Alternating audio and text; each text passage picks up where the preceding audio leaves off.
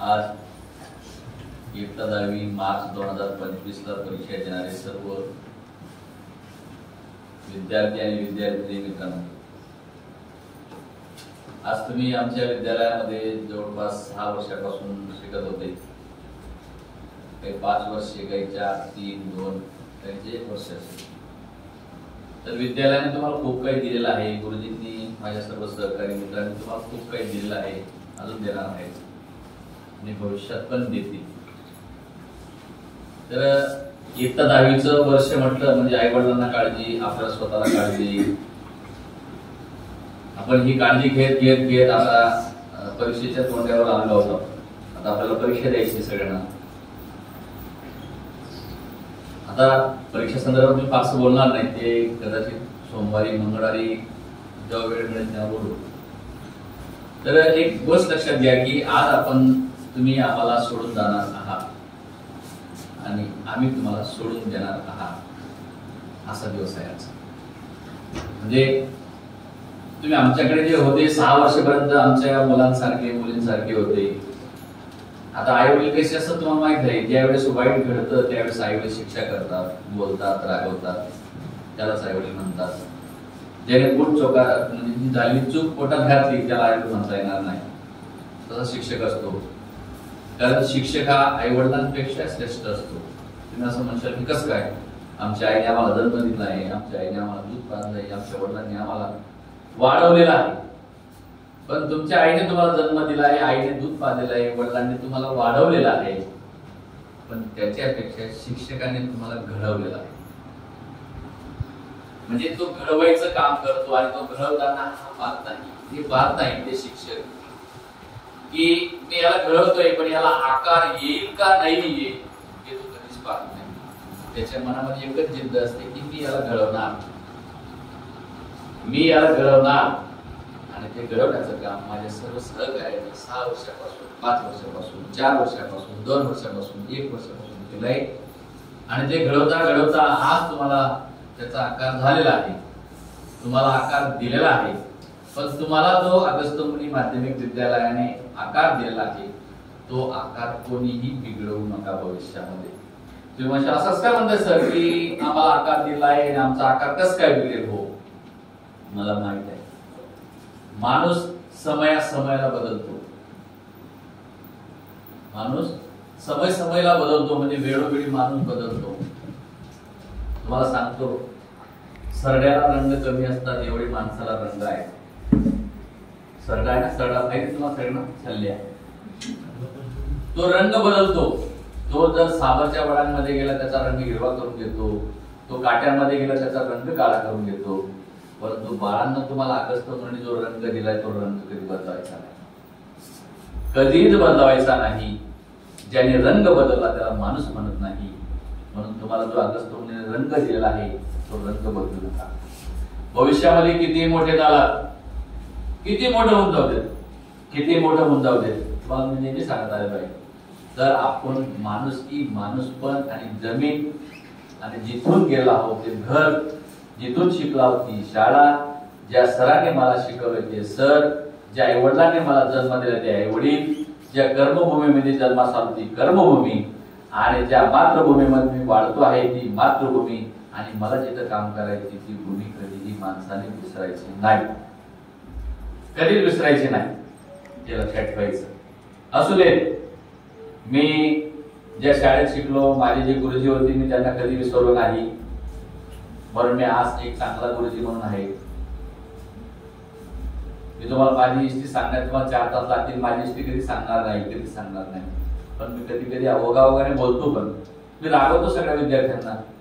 मी परिस्थिती सुद्धा सांगून टाकतो. माझ्या आई वडिलांना मी कधी दोष देत नाही, त्यावेळेच्या परिस्थितीला दोष देतो. परंतु त्या परिस्थितीवरती मात करून आपल्याला पुढे जायचं असतं. असू दे कशी येऊ दे परिस्थिती. आता परीक्षा कडक होणार हे तुमच्या डोळ्यासमोर आहे, सगळ्यांच्या समोर. पण येऊ दे ना, येऊ दे, परिस्थिती कशी पण येऊ दे. परीक्षा द्यायची आहे, मला द्यायची आहे, घाबरायचं नाही. मी बऱ्याचदा मुलींना सांगतो तयारी ठेवायची, मुलांना सांगतो तयारी ठेवायची, तयारी करून ठेवायची. आपण जसं गावाला जातो, गावाला जाण्याआधी जशी तयारी करतो तशी आपण तयारी ठेवायची. कसंही वेळ येऊ द्या, येऊ द्या, कशी वेळ येऊ द्या. जीवनामध्ये चढ उतार येतात, जीवनामध्ये आजूबाजूला एखाद्या वेळेस कदाचित असं असतं, गाडी चालत असते, गाडी चालत असताना कुत्र्याला माहित असतं हा गाडी कामं पडवतोय, कुत्रा आपल्या पाठीशी लागतो. आपण त्या कुत्र्याला त्यावेळेस नालायक ठरवतो, परंतु त्या कुत्र्याचा भुकण्याचा अर्थ असा आहे, तू एवढा जोरात का पडतो आहे आणि तू गाडी घेऊन का पडतो आहे, माझ्याकडे गाडी नाही म्हणून मी तुला बघतो आहे. अशी माणसं देखील तुम्हाला भेटतील, परंतु त्या माणसांना फक्त हाड म्हणा, पण त्याला दगड मारू नका. जर दगड मारला, कदाचित मारलेला कुत्र्याला दगड तो दुसऱ्याला लागेल, तो कुत्रा दडून जाईल आणि तुमच्यावरती आघात होण्याची शक्यता होईल. म्हणून समाजामध्ये असे अनेक लोक येतील. तुम्ही जर थोडे मोठे झाला तर तुमच्याकडे एवढे लोक येतील, एवढे लोक येतील, त्यावेळेस तुम्हाला तात्या, बापूजी, नाना, काका, आबासाहेब, दादासाहेब, तात्यासाहेब, बापूजी काही बोलतील. पण एक गोष्ट लक्षात घ्या, तुम्हाला हे जे गुरुजी बसलेले आहेत, माझे सर्व सहकारी मित्र, हे जे आहेत हे देवापेक्षा देखील श्रेष्ठ आहेत. ते म्हणजे कसं काय सर, तुम्ही देव म्हटलं? हो, कारण ज्या दगडाला आकार देतो, बामण भटजी येतो, तो त्या अभिषेक करून निघून जातो, परंतु ज्याने मूर्ती बनवली तो मूर्ती का फार महत्वाचा असतो. तसं तुम्हाला त्यांनी मूर्तीचं स्वरूप आणलेलं आहे, तुमच्यामध्ये त्यांनी देव पण आणलेला आहे, तुमच्यामध्ये सर्वस्व आणलेलं आहे त्यांनी. अशा शाळेला, अशा गुरुजींना कधीही विसरायचं नाही. किती मोठा होऊन जाऊ दे आणि संकटाला घाबरायचं नाही. येतं संकट काय ना, देवाला संकट आलं. तुम्हाला सांगितलं की त्या दिवशी की रामाला संकट आलं. काय संकट आलं रामाला? सगळं काही होत होतं, सगळी तयारी झालेली होती आणि आई वेळेस विचार बदलले. काय बदलले? गादीवर कोणाला बसवायचं बदललं ना? हा, विचार बदलला. म्हणजे तसं तुमच्यासाठी सुद्धा विचार बदलला. तुम्हाला गादीवर बसायचं होतं, पण आई वेळेस ठरवून गेलं की नाही, तुम्हाला गादीवर नाही बसू द्यायचं, तुम्हाला वनवासात जावं लागेल. राम घाबरले का? मग त्यावेळेस रामाने भांडण केलं का? रामाच्या आईने भांडण केलं का? नाही.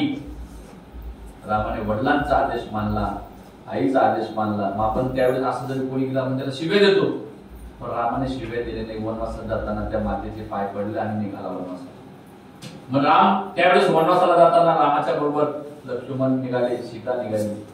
आता सोडून द्या, कलियुग आहे, आता कोणी येत नाही. तुम्ही ज्याच्याशी लग्न करणार ते सुद्धा तुम्हाला सोडून जाते. तुम्ही ज्याच्याशी काहीतरी करणार ते सुद्धा तुम्हाला सोडून जाईल, परंतु स्वतः सोडायचं नाही.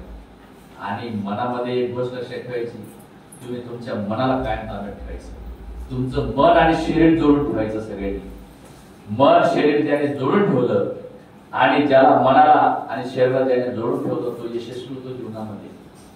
हा, ज्याने मनाला आणि शरीराला बांधून ठेवलं तो यशस्वी होतो आणि ज्याचं मन ताब्यात नाही तो अयशस्वी होतो. म्हणून तुमचं मन आणि शरीर एका ठिकाणी बांधून ठेवा. सतत डोक्यामध्ये काहीतरी चांगलं ठेवा. सर म्हटले सुसंगती सदा करू, सुजन वाक्य कानी पडू. मग तुम्ही म्हणशाल चांगला कोण आणि वाईट कोण? आपल्याला त्या मिनिटाला कळतं. चांगला कोण आहे, वाईट कोण हे आपल्याला त्या मिनिटाला कळतं. आणि त्या मिनिटाला कळत असताना त्याच्याशी भांडण नाही करायचं, त्याच्याशी भांडण करायचं नाही. त्याला सांगायचं नाही की तू सगळे कट्टी, तू सगळे बोलावं नाही, तू घरी यावं नाही, तू चांगला नाही, तू नाही चांगली, तू बेकार आहे, तू टुक्कार आहे, एकदम शाव आहे. नाही, त्याला काही बोलायचं नाही. त्याला फक्त एकच सांगायचं की स्वारी, तुझे विचार आणि माझे विचार वेगळे आहेत. तुझ्या विचारांमध्ये माझ्या विचारांमध्ये फार मोठी तफावत आहे. कदाचित तुझे विचार खूप चांगले असतील तुझ्या दृष्टीने, पण माझ्या दृष्टीने मला योग्य वाटत नाही, म्हणून मी तुझ्यासोबत कदाचित येऊ शकत नाही, येणार नाही. असं सांगण्याचं आपण हिंमत ठेवायचं. एखादा चुकी करत असेल, चुकीला कधीही पाठिंबा देऊ नका. नाही आपल्याला सवय असते, एखादा चूक करतो आपण त्याला पाठिंबा देतो, त्याची पाठराखण करतो, नाही करायची.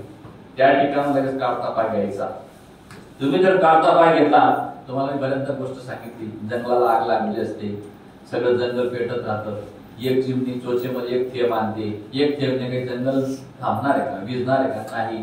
पण त्या चिमणीची नोंद वेगळ्या ठिकाणी झाली, तिची नोंद जंगल विझवण्यामध्ये झाली, विझवणाऱ्यांमध्ये झाली, जंगल पेटवणाऱ्यांमध्ये झाली नाही. म्हणून जीवनामध्ये या गोष्टी लक्षात घ्या. संकट किती येऊ देत, वादळ किती येऊ देत, आणि खोटं बोलून पैशाच्या कमवण्याच्या मागे लागायचं नाही, खरं बोलून पैसा कमवायचा. कोणी अभिलाषा दिली, त्या अभिलाषेला आपण त्या ठिकाणी प्रवृत्त व्हायचं नाही, अभिलाषेपासून दूर राहायचं. हा, कोणी खोटं सांगितलं, खोट्याला खरं म्हणायचं नाही, खऱ्याला खोटं कधीच करायचं नाही. म्हणून बाळांना एक गोष्ट लक्षात घ्या, तुमच्यासाठी तुमचे आई वडील देव आहेत, तुमच्यासाठी तुमचे गुरुजी देव आहेत, तुमच्यासाठी हे विद्यालय मंदिर राहील. भविष्यामध्ये किती मोठं झाला आणि तो बरेच मुलं इथं शिकून जातात आणि भविष्यामध्ये 11वी 12वी सायन्स काहीतरी डिप्लोमा डिग्री करतात, छोट्या मोठ्या नोकरी करतात, व्यवसाय करतात, लगेच ते शाळेला तुच्छ लेखतात, गुरुजींना तुच्छ लेखतात. शाळेला आणि गुरुजींना तुच्छ लेखल्याने शाळा पडून जात नाही, गुरुजी मरून जात नाही, गुरुजी जसा तसा राहतो, शाळा जशी तशी राहते. पण एक गोष्ट लक्षात घ्या, त्या गुरुजीने तुम्हाला जे दिलं असेल त्याच्या मनाला वेदना होतात, पण तो म्हणून टाकत नाही.